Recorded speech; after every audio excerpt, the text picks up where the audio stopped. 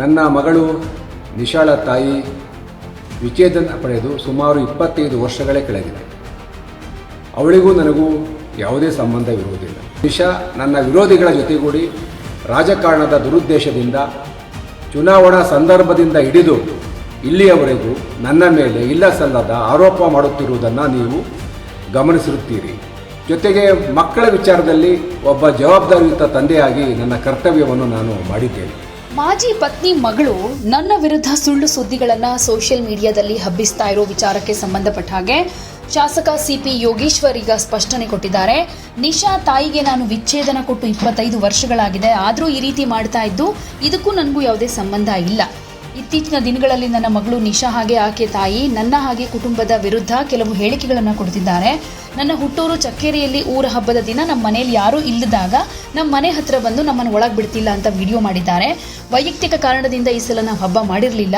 ಇದು ನಿಶಾಳಿಗೂ ಗೊತ್ತಿತ್ತೋ ಇಲ್ವೋ ಗೊತ್ತಿಲ್ಲ, ಆದರೆ ಸಾರ್ವಜನಿಕ ವಲಯದಲ್ಲಿ ನಾನು ಮಕ್ಕಳನ್ನು ನೋಡಿಕೊಂಡೇ ಇಲ್ಲ ಅನ್ನೋ ರೀತಿಯಲ್ಲಿ ಬಿಂಬಿಸ್ತಾ ಇದ್ದಾಳೆ. ನಿಶಾಳ ತಾಯಿಯಿಂದ ನಾನು ವಿಚ್ಛೇದನ ಪಡೆದು 25 ವರ್ಷ ಆಗಿದೆ, ಆದರೆ ನಾನು ನನ್ನ ಮಗಳಿಗೆ ತಂದೆಯಾಗಿದ್ದೀನಿ ಅಂತಾನು ಯೋಗೇಶ್ವರ್ ಹೇಳ್ಕೊಂಡಿದ್ದಾರೆ. ಜೊತೆಗೆ ನನ್ನ ರಾಜಕೀಯ ವಿರೋಧಿಗಳ ಜೊತೆ ಸೇರಿಕೊಂಡು ಈ ರೀತಿ ಇಲ್ಲ ಸಲ್ಲದ ಆರೋಪ ಮಾಡ್ತಾ ಇರೋದು ಒಳ್ಳೆಯದಲ್ಲ, ಇದು ನನಗೆ ಘಾಸಿಯನ್ನುಂಟು ಮಾಡಿದೆ ಅಂತ ವಿಷಾದ ವ್ಯಕ್ತಪಡಿಸಿ ಒಂದು ವಿಡಿಯೋ ಮಾಡಿದ್ದಾರೆ.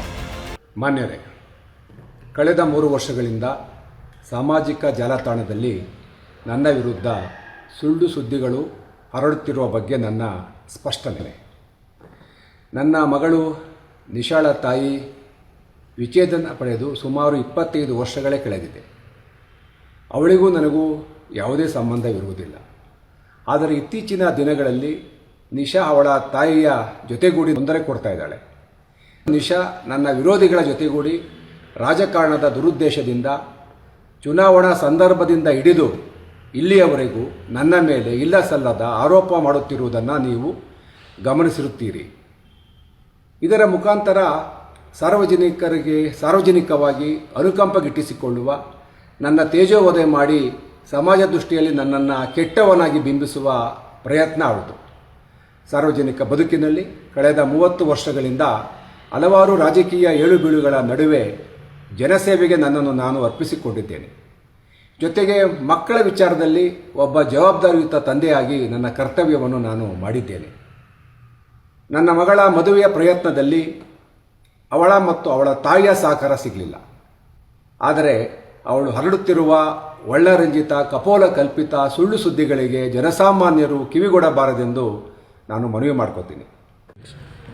ಇನ್ನು ನನ್ನ ಕುಟುಂಬ, ನನ್ನ ಹೆಂಡತಿ ಶೀಲಾ ಒಬ್ಬ ಗೃಹಿಣಿಯಾಗಿ ನನ್ನ ಪೋಷಕರ ಯೋಗಕ್ಷೇಮವನ್ನು ನೋಡಿಕೊಂಡು ನನ್ನ ಕಷ್ಟ ಸುಖದಲ್ಲಿ ಭಾಗಿಯಾಗಿ ಸಹಧರ್ಮಿಣಿಯಾಗಿ ಒಂದು ಸಾಂಸಾರಿಕ ಜೀವನವನ್ನು ನಡೆಸುತ್ತಿದ್ದು, ಅವಳ ಮೇಲೆ ಕೂಡ ವ್ಯವಸ್ಥಿತವಾಗಿ ಅಪಪ್ರಚಾರ ನಡೆಯುತ್ತಿದ್ದು, ಸತ್ಯ ಅಸತ್ಯತೆ ತಿಳಿಯದೆ ಸಾರ್ವಜನಿಕರು ತಪ್ಪಾಗಿ ಅರ್ಥೈಸಿಕೊಳ್ಳಬಾರದೆಂದು ಮನವಿ ಮಾಡಿಕೊಳ್ತೇನೆ. ನಮಸ್ಕಾರ. ಯಾವುದೇ ಸುದ್ದಿಯ ಅಪ್ಡೇಟ್ ಅನ್ನ ಮಿಸ್ ಮಾಡ್ಕೊಳ್ಬಾರ್ದು ಅಂದ್ರೆ ಈಗ್ಲೇ ಒನ್ ಇಂಡಿಯಾವನ್ನ ಸಬ್ಸ್ಕ್ರೈಬ್ ಮಾಡಿ. ನಿಮಗೆ ಬೇಕಾದ ಭಾಷೆಯಲ್ಲಿ ಎಲ್ಲಾ ಸುದ್ದಿ ತಿಳಿಬೇಕು ಅಂದ್ರೆ ಒನ್ ಇಂಡಿಯಾ ಆಪ್ ಅನ್ನ ಡೌನ್ಲೋಡ್ ಮಾಡ್ಕೊಳ್ಳಿ.